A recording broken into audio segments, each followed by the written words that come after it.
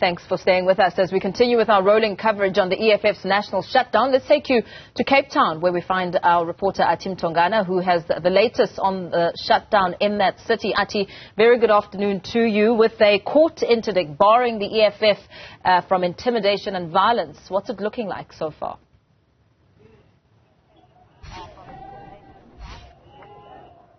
Well, I want to bring in the national chairperson, Veronica Mente. She's here. She's been marching with the fighters throughout this morning. Won't you talk to us, first of all, with your engagement with the police before you actually started marching, given the fact that this is the only province where there's about 3 interdicts against this national shutdown? Thank you very much, Ate. Thank you for having us.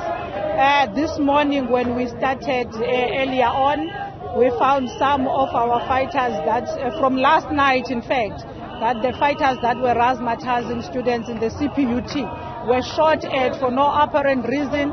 This morning, once more, the other fighters, when they were collecting other students in the residence at District 6, they were intimidated to a point where police, their first action was to reach for the rubber bullets, and the fighters had to retreat because they wanted to apply maximum force on pure students that were living less than 10. So, and in the areas of Nyanga and Philippi, we have fighters that were told some of them were intimidated by the police, and then some of them were captured. The provinces following up on those. So, on your side, given how things have unfolded leading up to Parliament, by the way, just to appraise our viewers, the march has just arrived at the doorstep of the legislature. This is Parliament. Now that you're here, given the fact that you marched all the way from Kaiserkracht, give us a sense of the CBD on this day of the shutdown. The CBD today, since morning, you come from N1, it's closed, it's shut down. It's not only shut down by the protesters, it's shut down by the police themselves, because they've been driving a narrative to intimidate people, as also to instill the fear in our people so that they do not participate in the march. The narrative that seeks to paint the EFF as violent, the narrative that seeks to paint the EFF as people who are rejecting the masses of this country. So this morning when we arrived in the CBD, with the fear that has been instilled, we find most of the businesses were closed. Even those that opened, when they saw the fighters, they started closing their doors. As from the march, the route in its entirety, there was no operations in terms of business. The traffic is very minimal. There is very few cars, even from N1, N2, coming into the CBD. Now that we're here, do you feel you have achieved your point? Of course, we know at the top of your demands is for the resignation of the president and for the energy crisis. Given how things have unfolded throughout the country, what do you make of this national shutdown? This national shutdown, since it was declared, is very successful, because the first thing that which was a response from the state when they heard that the shutdown is going ahead and we're not retreating, they started sorting out the issue of ESCOM. Today we have no business having a load shedding. Every time you open the app that says no load shedding.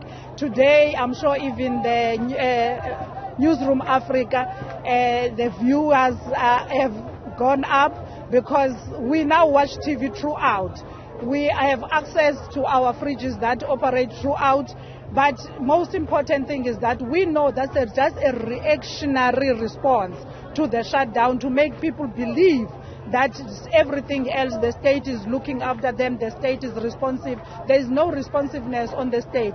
But most importantly, Archie, is the unleashing of violence unto our people, which the state responded with deploying SANDF. That is why today we're here in Parliament, that who gave them permission to deploy SANDF, because those are the people who must deal with war. This is not war at the moment. It's not war yet.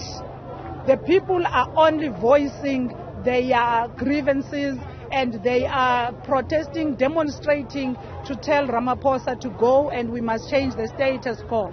We saw today that we have capable police that can go and curb crime. But they are here. They are not curbing any crime. If anything is happening now in Guguletu, Langanyanga, in Philippi, there is no one who's looking after those people. All the police have been released to look after the EFF. In fact, the EFF has never, in its history of marching and protest, we have never been violent. We have no foundation that seeks to violate other people's rights.